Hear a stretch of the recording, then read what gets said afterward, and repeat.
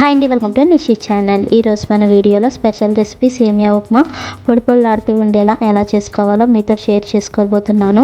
ఎప్పుడూ చేసేలా కాకుండా కొంచెం డిఫరెంట్గా ఇలా ఒకసారైనా చేసి చూడండి. ఇలా కనుక చేసామంటే సేమియా ఉప్మా ముద్దలా కాకుండా పొడి పొడిలాడుతూ చాలా రుచిగా కమ్మగా ఉంటుంది. మరి ఆలస్యం చేయకుండా సూపర్ టేస్టీగా సేమియా ఉప్మా ఎలా చేసుకోవాలో చూద్దాం. ముందుగా సేమియా ఉప్మా చేయడానికి ఒక గిన్నె తీసుకొని ఏ గ్లాస్తో అయితే సేమియా తీసుకుంటామో అదే గ్లాస్తో 3 గ్లాసుల వరకు వాటర్ తీసుకోవాలి. మనం ఇలా కొలుచుకుని తీసుకుంటే కనుక మనం తీసుకున్న సేమియాకి ఈ వాటర్ అనేవి సరిపోతాయి.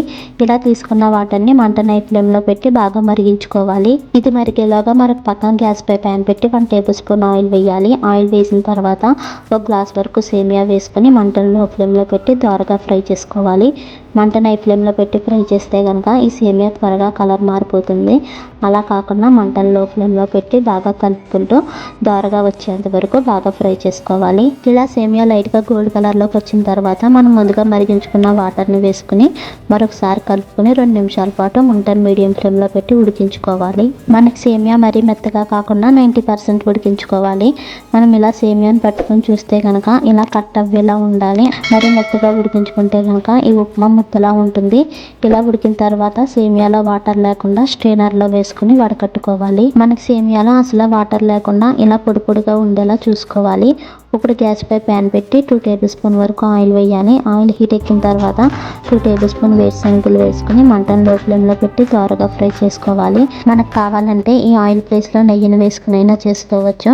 ఇలా వేరుశనగలు కొంచెం వేగిన తర్వాత 2 టేబుల్ స్పూన్ వరకు జీడిపప్పును కూడా వేసుకుని మంటను లో ఫ్లేమ్లో పెట్టి త్వరగా ఫ్రై చేసుకోవాలి. ఇలా దోరగా వేగిన తర్వాత ఆయిల్ని సెపరేట్ చేసుకుని మరొక బౌల్లోకి తీసుకోవాలి.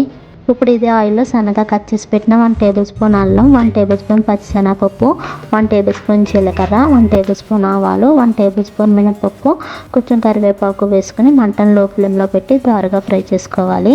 ఇలా దోరగా వేగిన తర్వాత చిన్న చిన్న ముక్కలుగా కట్ చేసి పెట్టిన 1 క్యారెట్, అలాగే 2 టేబుల్ స్పూన్ వరకు క్యాప్సికమ్ కూడా వేసుకొని బాగా ఫ్రై చేసుకోవాలి. మనకి ఈ క్యారెట్ అనేది మెత్తగా వేగేంత వరకు బాగా ఫ్రై చేసుకోవాలి. ఇవి బాగా వేగిన తర్వాత చిన్న చిన్న ముక్కలుగా కట్ చేసిన 1 ఉల్లిపాయ, 2 పచ్చిమిర్చి కూడా వేసుకొని బాగా ఫ్రై చేసుకోవాలి. ఇలా ఫ్రై చేసుకునేటప్పుడే రుచికి సరిపడిన సాల్ట్ కూడా వేసుకుని బాగా ఫ్రై చేసుకోవాలి. మనం ఇలా ఫ్రై చేసుకుంటే కనుక ఈ కూరగాయలన్నీ కూడా బాగా మగ్గుతాయి. అందుకని ఇలా ఫ్రై చేసుకునేటప్పుడే సాల్ట్ వేసుకోవాలి. ఇలా బాగా వేగిన తర్వాత మనం ముందుగా ఉడికించుకున్న సేమియా వేసుకుని మరొకసారి మొత్తం కలిసేలా కలుపుకోవాలి. ఇలా మొత్తం కలిసిన తర్వాత మనం ముందుగా ఫ్రై చేసుకున్న వేరుశనగలు, జీడిపప్పు కూడా వేసుకొని అలాగే సన్నగా తరిగిన కొత్తిమీర కూడా వేసుకొని మరొకసారి మొత్తం కలిసేలా కలుపుకోవాలి. మనకు కావాలంటే ఒక చెక్క నిమ్మరసం కూడా వేసుకొని కలుపుకోవచ్చు. అంతే, పొడి పొడిలాడుతూ సేమియా ఉప్మా అయితే రెడీ అయిపోయింది. మీరు కూడా ఒకసారి ఇలా ట్రై చేసి చూడండి.